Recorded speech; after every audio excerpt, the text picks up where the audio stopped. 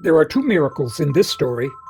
In August of 1383, the village of Wilsnack, Germany was robbed, sacked, and set afire by Count Heinrich von Bülow. Among the ruins of the parish church were found 3 perfectly intact hosts, which bled continuously during the fire. After recovering the bleeding hosts, numerous miracles began to be verified.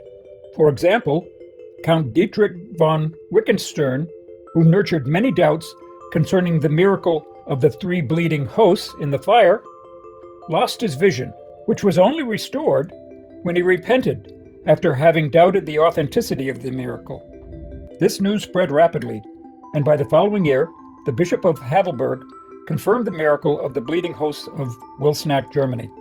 Pope Urban VI contributed an endowment for reconstruction of the church, to which was added offerings by the Archbishop of Magdeburg and by the bishops of Brandenburg, Heidelberg, and Levis.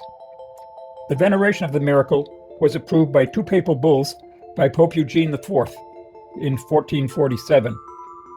Until the 1500s, Wilsnack, Germany became one of the most important places of pilgrimage in Europe.